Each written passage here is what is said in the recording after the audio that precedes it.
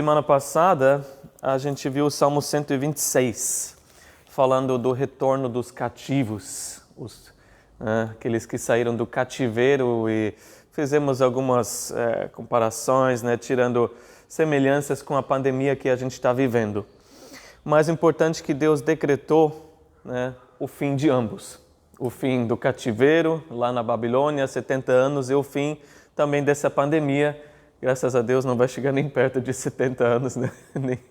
nem 2 anos, né? Se Deus quiser.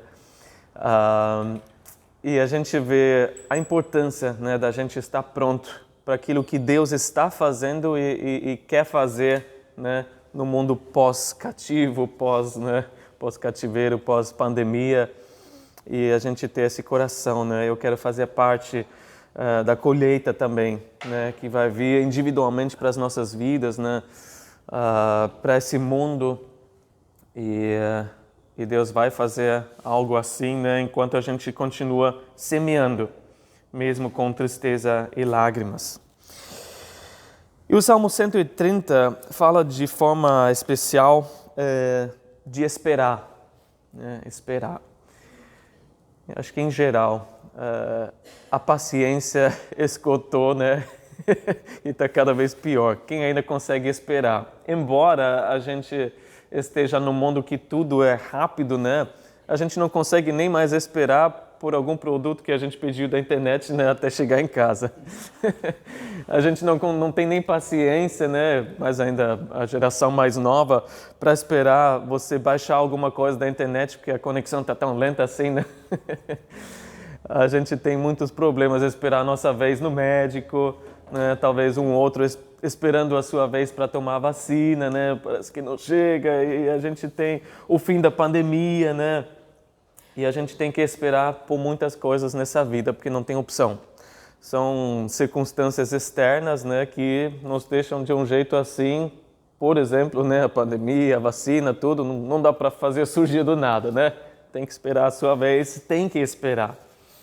Mas a gente também tem certas coisas que a gente pode esperar. Não somos obrigados, a esperar por certas coisas na nossa vida. Mas a gente precisa ser treinado, A gente precisa decidir, não, eu tomo a decisão, eu quero esperar por aquilo. Eu preciso ser treinado, Eu opto, por esperar por tal coisa.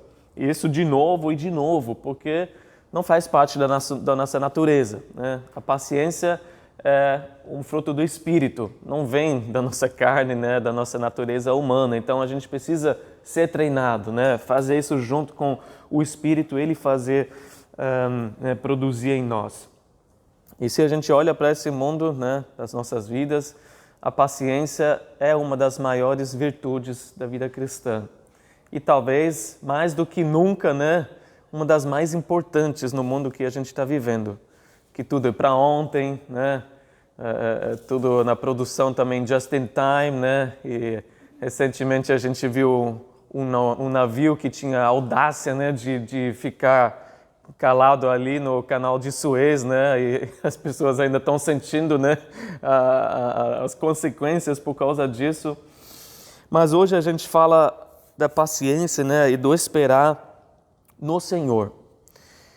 E no meu haver, para mim, esse esperar no Senhor quer dizer você esperar em silêncio diante de Deus. Você parar a sua vida agitada um pouco, você fugir, estar longe um pouco da agitação, do tumulto, da rotina, apressada, do estresse, e ficar um pouco calmo, para ouvir a voz de Deus. E inclui também ficar em silêncio, às vezes diante de Deus. Não sei quem já praticou isso, quem tem essa prática, em que você pode encontrar assim, um oásis de paz, Uma paz que você não consegue explicar, Ouvir a voz de Deus de uma forma no teu coração que não tem dúvida nenhuma. E muitas vezes isso é ligado a um lugar físico também, um lugar específico. Por exemplo, quando Jesus falou em Mateus 6, versículo 6, no Sermão do Monte, quando você orar, vá para o seu quarto, feche a porta e ore a seu Pai que está no secreto. então seu Pai que vê no secreto o recompensará.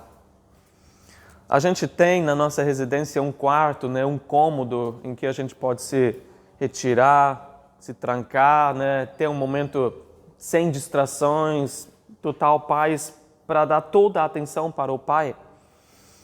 Não sei quem já viu aquele filme Quarto de Guerra, né? É um filme ótimo a respeito de oração. Quem não viu, assistem. Acho que está na maioria, né, dos serviços de streaming. Quarto de Guerra, que mostra, né, o poder da oração e quando alguém realmente se dedica a isso e essa menina vai, né, no closet, né, lá no quarto dela e vê essa senhora que também tem esse closet aí, né, de muitos anos de oração. A gente fala de um lugar específico, talvez você goste até de ir para a natureza, né, para fazer isso. Seja na praia, né, no momento tranquilo, seja longe da faixa da areia, nas ondas do mar, né, que você tem um momento assim, ou você faz uma caminhada e desliga, né, das coisas de alguma forma, para dar toda a atenção para o Pai. E a gente vê que o salmista aqui, ele clamou de uma certa circunstância que a gente vê nos versículos de 1 a 2. E ele fala, das profundezas clamo a Ti, Senhor. Ouve, Senhor, a minha voz. Estejam atentos os Teus ouvidos às minhas súplicas. Ele clama de uma profundeza, né? E a gente tem várias profundezas em que a gente pode afundar e muitas vezes a gente nem percebe o quanto a gente já afundou, né, nesse tempo que passou. A gente olha e talvez tenha uma pequena noção, né, talvez tenha alguns sinais na nossa vida que mostram você estava ali e você afundou, agora você está aqui embaixo, né? E a gente percebe pequenos sinais que de repente a gente não está tão bem espiritualmente. Que de alguma forma as obras da carne vêm aos poucos crescendo na nossa vida e a gente vê pequenos sinais, né? E a gente fala, não pode continuar nesse caminho. Gálatas 5, 19 a 21 fala, né, das obras da carne, que é imoralidade sexual, impureza, libertinagem, idolatria, feitiçaria, ódio, discórdia, ciúmes, ira, egoísmo, dissensões, facções e inveja, embriaguez, orgias e coisas semelhantes, né? E aí vai a lista e a gente percebe em certas atitudes, peraí, eu não estou tão bem assim, eu acho que preciso parar um pouco e esperar no Senhor. Quando o nosso amor por Deus e pelas outras pessoas não está mais aquele fogo, né? Mas é só uma pequena chama e a gente percebe isso. Quando a gente percebe que a gente está sendo levado, na verdade, por uma correnteza e a nossa rotina virou algo que a gente só corre e se apressa de um compromisso para outro, né? De uma responsabilidade para outra e a gente não consegue mais nem reavaliar o que são as coisas importantes para a minha vida, né? Será que tudo que eu estou fazendo, será que tudo que está na minha lista, né, das coisas que eu ainda tenho que fazer, realmente é a vontade de Deus? Porque nem tudo que a gente faz necessariamente é a vontade de Deus, né? Eu preciso parar um pouco e reavaliar. Bom, eu acho que se eu não estou tendo tempo para ler a palavra de Deus, para orar, para buscar a Deus, para ter comunhão com outras pessoas, será que eu acho que tem alguma coisa errada, né? Eu acho que estou fazendo talvez coisa demais, né? E pode ser que eu estou fazendo coisa demais, eu preciso cortar certas coisas, talvez coisas que não sejam ruins, né, em si, mas não estão na lista de Deus, né, para a minha vida. Eu preciso reavaliar isso. Eu preciso esperar no Senhor para ouvir dEle, né? Não apenas aquilo que vem na minha cabeça, que eu acho, né, mas o que Deus pensa. Eu temo que esse esperar no Senhor, essa prática, né, seja algo que muitas pessoas pensam, o mundo com certeza pensa que é antiquado, né? Não cabe mais nesse mundo, não tem mais lugar nesse mundo. Mas será? Será que nós como cristãos deixamos de praticar isso achando que não tem mais lugar nesse mundo porque tanta coisa mudou, né? E a gente tem que seguir o fluxo e tudo mais. Mas acho que esse é exatamente o ponto que esse salmo traz para nós, que é essencial. que a gente precisa disso, né? Que a gente não pode apenas pensar, acho que está tudo bem, né? Poderia ser pior, né? Não está ruim assim. Mas isso a gente precisa ouvir de Deus. E aí, acho que até nós cristãos, de certa forma, em geral, estamos fracos porque não praticamos mais o esperar no Senhor, buscar a presença dEle. Os cristãos, em geral, perderam a voz na sociedade, né? Muitos não têm muito a declarar, né? Para realmente adicionar aquilo que está acontecendo, porque não ouvem a voz de Deus vivo, e isso de forma regular e frequente. Aqui o salmista, nesse contexto todo do Salmo, ele fala das profundezas do pecado, né? Ele clama das profundezas do pecado que ele sentiu. E a gente pensa, não está tão ruim, né? Mas até que o Espírito vem e mostra algo para nós, alguma área da nossa vida que a gente fala, opa, não achava que estava tão ruim, não achava que já estava tão profundo, né? Me afundando dessa forma. Alguma atitude, né, que não condiz a uma vida cristã, que não representa o Senhor Jesus de forma correta diante do mundo, algo que acaba comprometendo, né, o nosso testemunho diante de outros, uma conduta talvez realmente inaceitável, ou talvez coisas que acabam sugando a nossa força espiritual. E o Espírito fala para nós, é isso. E quando a gente dá ouvido, né, quando a gente percebe o quanto a gente se afundou ali, e talvez a gente só sinta a ponta do iceberg, né? A gente vê aquilo, o Espírito Santo vê tudo que vai até lá embaixo. A gente não pode esperar mais até que fique pior, mas a gente precisa clamar, como ele fez no versículo 2, né? Um clamor. Ele não esperou mais, pensando, como às vezes passa pela cabeça, né? Vamos ver até onde dá, sem ler a palavra de Deus e orar tão assim, né? Tanto assim, né? Vamos ver até que onde dá, sem consequências ruins, né? Seríssimas na minha vida. E às vezes as pessoas levam a vida cristã assim. Vamos ver até onde dá, levando a vida de forma medíocre, assim, né? Mas o salmista fala, não posso fazer isso. Eu senti como que está, né? O Espírito Santo me mostrou, então agora que eu vou clamar. É uma súplica, né? No versículo 2, que a gente vê, derramando o coração diante de Deus. E esse salmo, tem 7 salmos assim, que se chamam de salmos penitenciais, porque é o salmista sentindo a gravidade do seu pecado e reconhecendo, né, a sua culpa diante de Deus, clamando por perdão. Uma confissão de pecado, nem tanto talvez aqui nesse salmo, mas nesses outros, mais 6 salmos penitenciais, reconhecendo, né, o quanto caiu, o quanto se afundou, o quanto, né, errou diante de Deus, quebrou a lei santa de Deus e se desviou dos caminhos do Senhor, um clamor com certa urgência. E às vezes, a gente numa situação assim nem tem as palavras certas para dizer, né? Às vezes é só um gemido, um lamento, uma tristeza, mas a gente sabe que o Espírito que traduz, né, isso para o Senhor, né? O Espírito para Deus Pai, Jesus, o Filho, porque Romanos 8, 27 fala, é aquele que sonda os corações, conhece a intenção do Espírito, porque o Espírito intercede pelos santos de acordo com a vontade de Deus.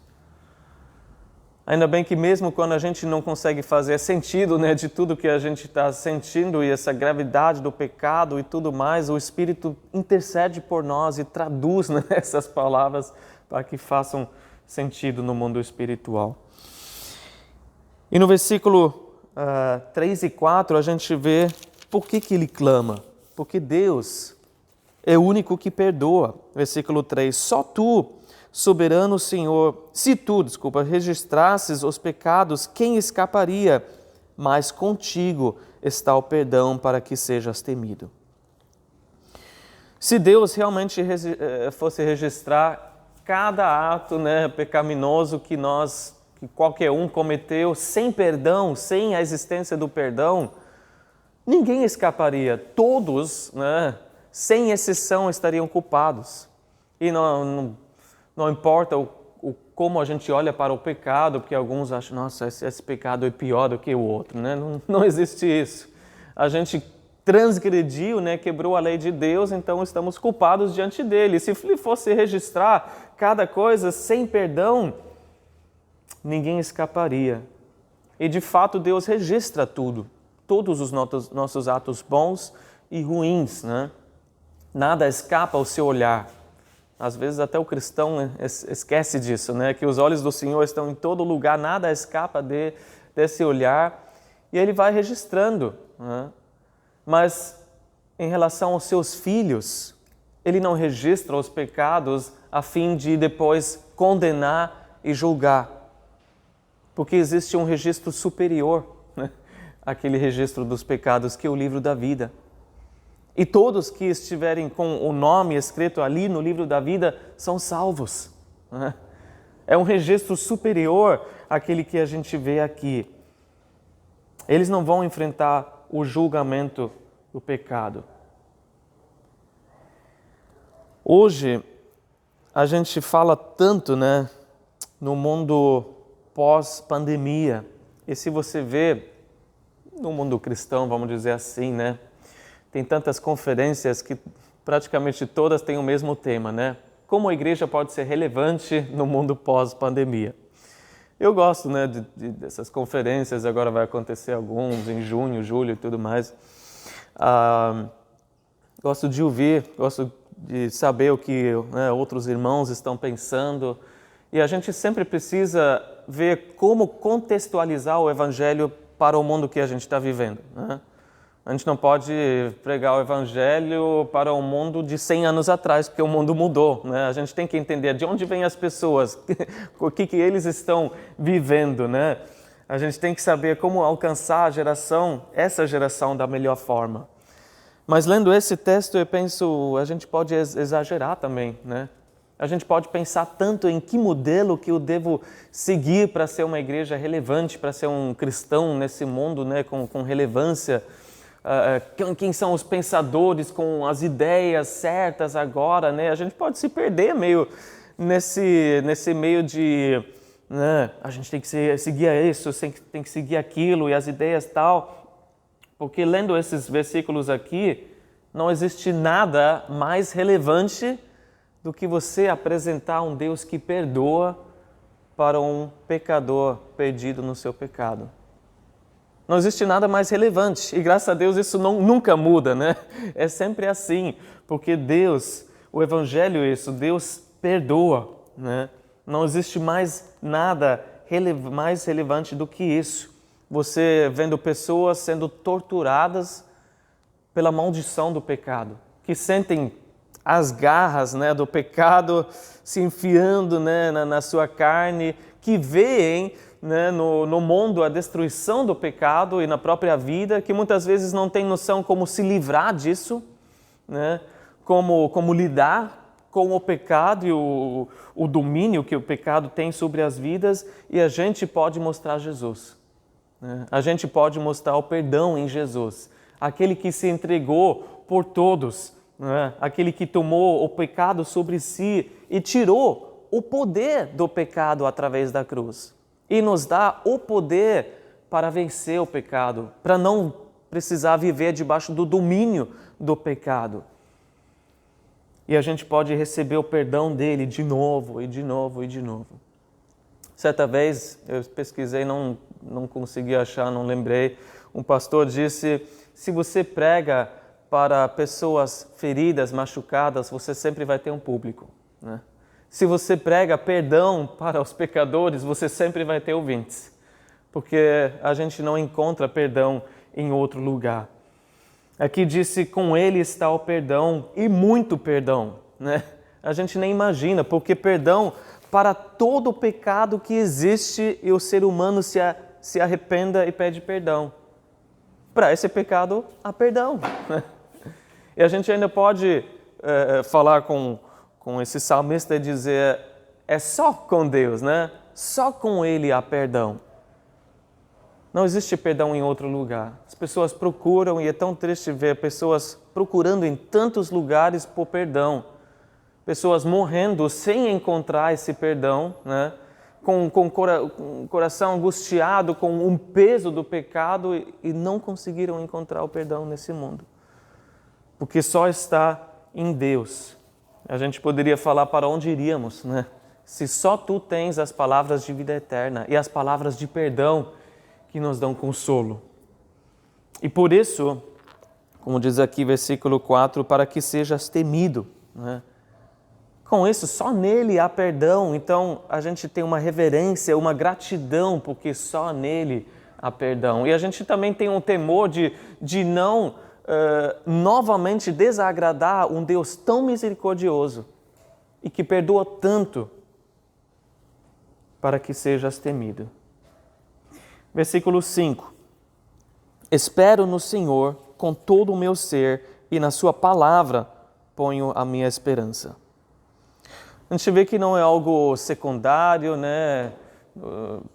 Não tão importante, mas algo necessário, essencial, porque com todo o meu ser, tudo que eu sou, eu espero no Senhor.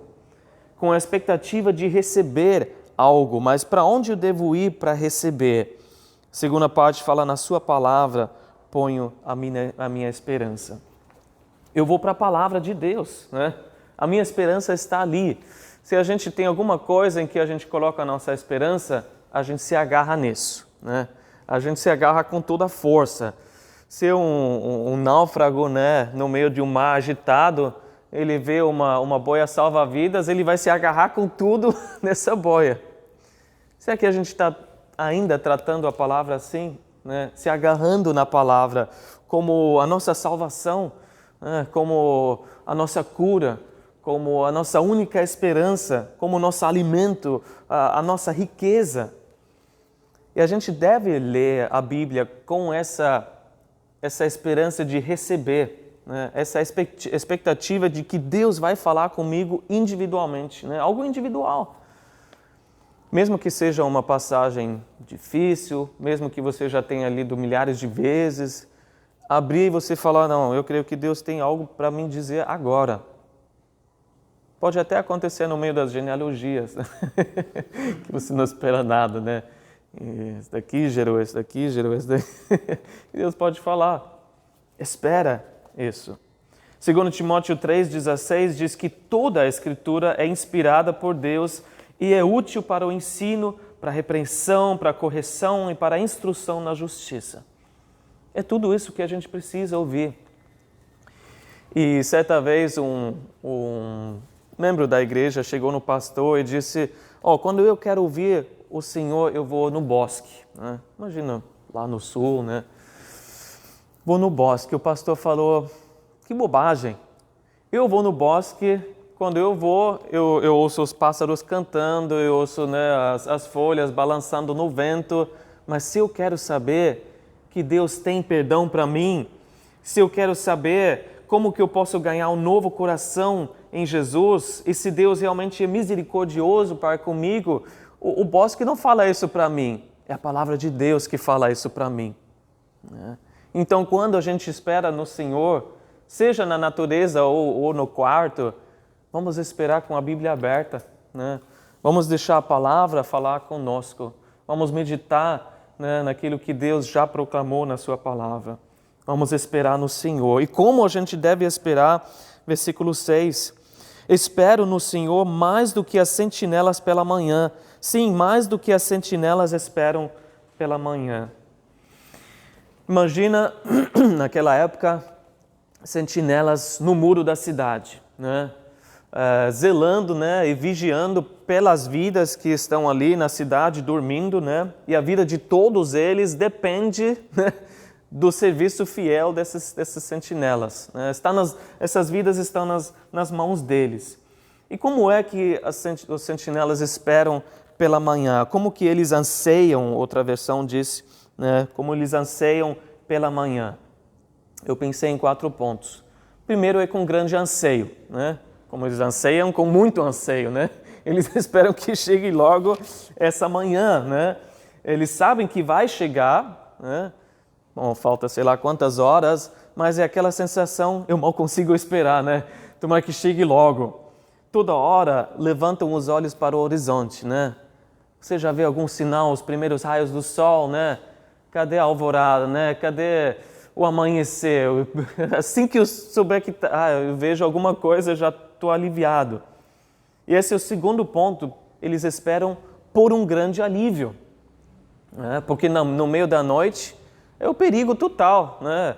Vários ataques de surpresa na calada da noite, né? Eles precisam ficar atentos, com certeza ficam tensos, né? Agarrando as suas armas, talvez, né? A trombeta ou o que for para tocar alarme. Mas amanhã traz a luz, né? Traz a claridade e não tem mais tanto perigo assim, porque você vê qualquer pessoa chegando lá de longe. Então é por grande alívio que eles esperam. E eles esperam também por um grande descanso, né? Que de manhã, que vai chegar, eles sabem que eles vão ser substituídos, né? Aquela tensão, né? Aquela dificuldade talvez para deixar os olhos abertos, né? Vai parar, o serviço vai ser concluído. Eles vão poder deitar e ter o descanso merecido depois de uma noite, né, de trabalho. Em quarto lugar, eles esperam com grande atenção enquanto não chega, né, amanhã. Os olhos não podem fechar, né? Coloca alguma coisa nos olhos para deixar aberto, né? As pessoas, né, hoje em dia tomam um energético, alguma coisa assim, né? Não posso deixar os olhos fechando, né? Eu preciso ficar atento. Tudo depende deles, a segurança da cidade inteira. Eles precisam de toda a concentração para vigiar. E quanto mais vidas, né, nessa cidade, quanto maior a cidade, mais o peso da responsabilidade que eles sentem.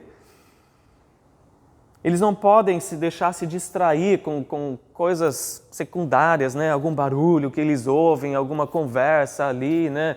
Eles não podem deixar se distrair por causa da monotonia, talvez, durante a noite, com jogos, né, com, sei lá, com alguma coisa, um passatempo, uma leitura, o que seja. É assim que sentinelas deveriam vigiar, né? E aí a gente lê, é mais do que isso. Eu espero no Senhor mais do que as sentinelas pela manhã. Será que nós esperamos assim no Senhor mais do que isso? Em primeiro lugar, com mais anseio, né? Que chegue logo. Eu não posso passar mais um dia sem ouvir do Senhor. Eu não vou dar mais nenhum passo, a não ser que eu tenha certeza que o Senhor está comigo, como Moisés disse. Será que é por mais alívio que a gente espera no Senhor? Quando a alma está tensa, né? O único alívio que a gente vai ter é estar no Senhor.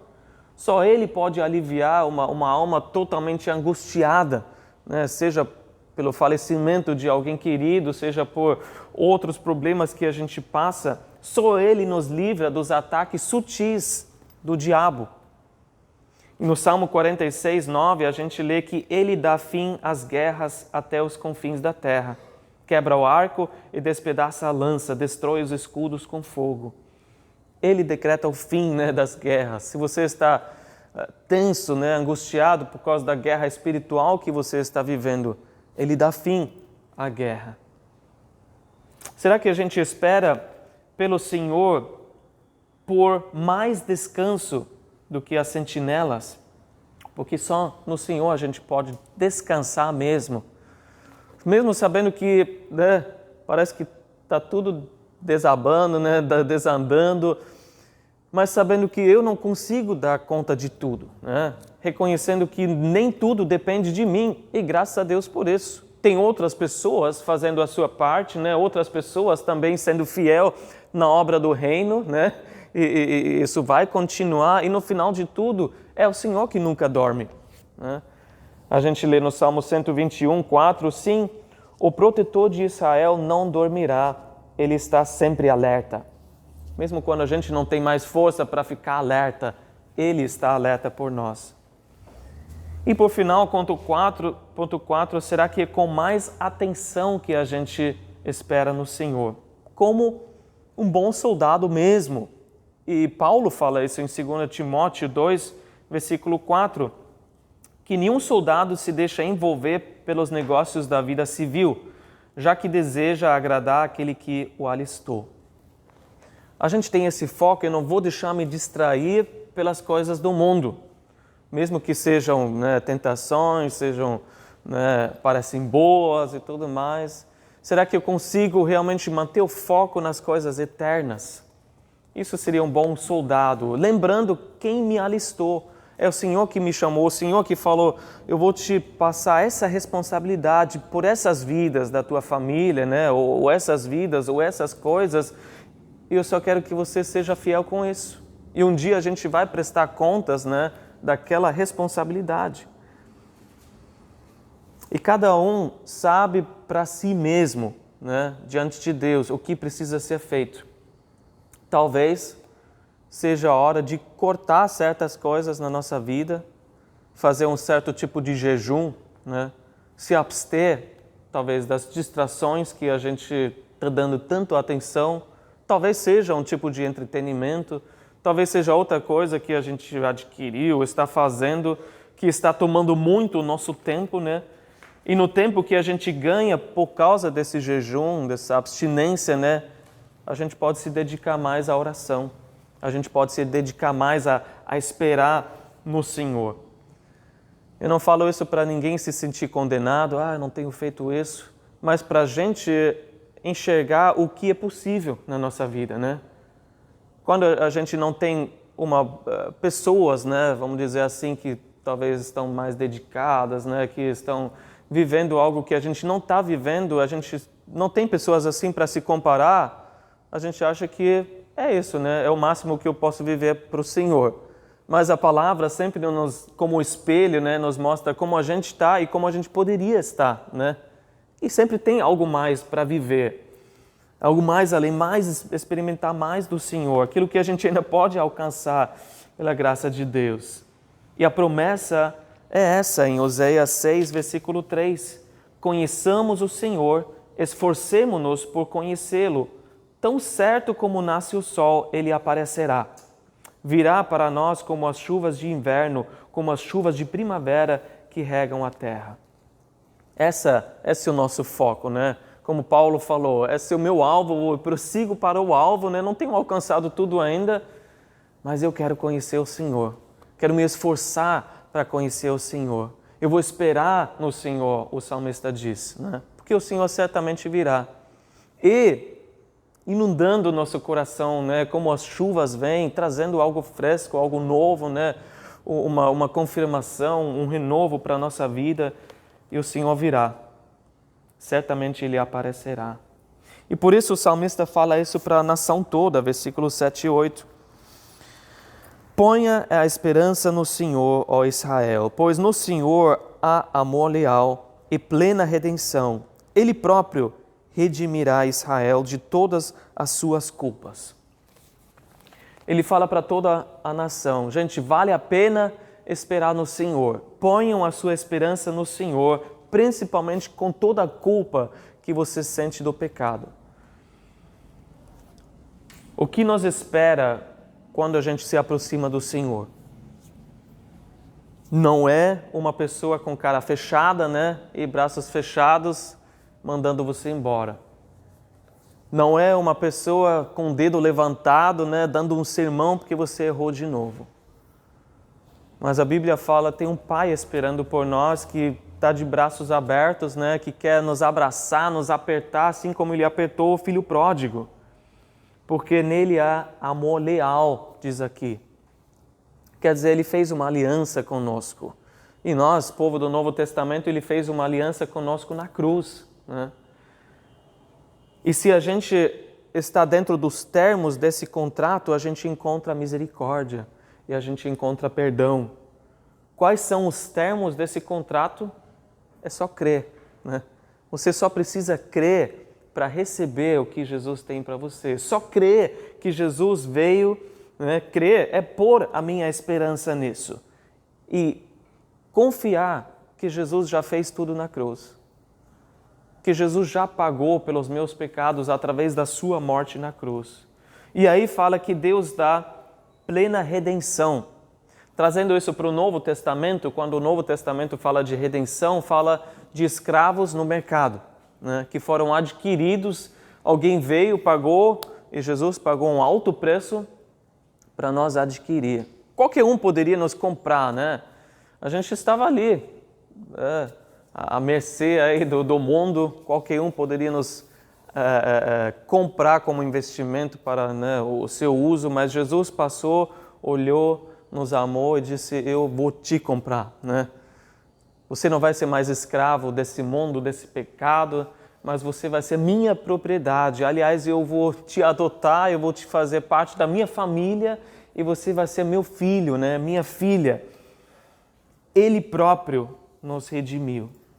E como a gente precisa ouvir isso de novo e de novo, né? Ouvir essa certeza no nosso coração. Eu creio que só quando a gente espera no Senhor, e às vezes no silêncio mesmo, a gente ouve, né, o Senhor nos afirmando e confirmando no nosso coração o quanto Ele nos ama. Então que a gente possa, de repente essa semana, né, separar um momento, seja um lugar específico que a gente sabe que a gente vai ter tranquilidade, calma, né, para esperar no Senhor dessa forma, para que Ele possa falar conosco. Vou terminar com esse versículo de Lamentações 3, versículos de 25 e 26. Bom é o Senhor para os que esperam por Ele, para a alma que o busca. Bom é ter esperança e aguardar em silêncio a salvação do Senhor. É bom, não é antiquado, né? Não é ultrapassado, não é algo que não funciona, é algo que a gente tem que decidir fazer. E o Senhor vai recompensar essa atitude. E é bom fazer isso. Bom para nós, bom para a nossa alma. Vamos orar. Senhor Deus, obrigado por ser tão fiel, Senhor, na nossa vida, por nos conduzir, Senhor, nos altos e baixos, mas sempre com a Tua direção, com a Tua presença, Senhor, com a Tua palavra. Obrigado que nós podemos ouvir realmente a Tua voz, Senhor. Talvez não de forma audível, mas sem dúvida nenhuma, no nosso coração, a Tua palavra, Senhor, confirmando e nos afirmando, Senhor, e nos dando esperança, nos dando certeza, Senhor, de como o Senhor sente a nosso respeito. Senhor, que a gente possa parar, Senhor, de ser levado por essa correnteza do mundo, Senhor, pela vida agitada, Senhor, e tantos compromissos que a gente tem, a gente quer ser fiel, Senhor, e realmente responsável em tudo que nós temos, Senhor, mas não às custas, Senhor, de tempo com o Senhor, não às custas, Senhor, de um tempo de esperar por Ti. A gente precisa, Senhor, ouvir do Deus vivo e que essa manhã, Senhor, nesse dia, a gente possa ouvir a Tua voz no nosso coração. Que a gente saiba, Senhor, sem qualquer dúvida que o Senhor falou conosco. E talvez sejam, Senhor, situações em que a gente precisa respostas. A gente precisa, Senhor, de uma direção exata, concreta, Senhor, para aquilo que a gente já tem orado, Senhor. E que a gente possa dar, Senhor, Te dar esse espaço, um momento para falar conosco. Senhor, como Tu nos dás os Teus ouvidos quando nós clamamos, queremos Te dar os nossos ouvidos, Senhor, e toda a atenção para que Tu possas falar conosco também. Faz isso, Senhor, e que a gente possa ouvir o quanto Tu nos amas e a certeza do perdão na nossa vida. Que nós fomos redimidos pelo próprio Senhor para uma vida, Senhor, abundante, a vida eterna, uma vida contigo de intimidade. Louvado seja o Teu nome, em nome de Jesus. Amém.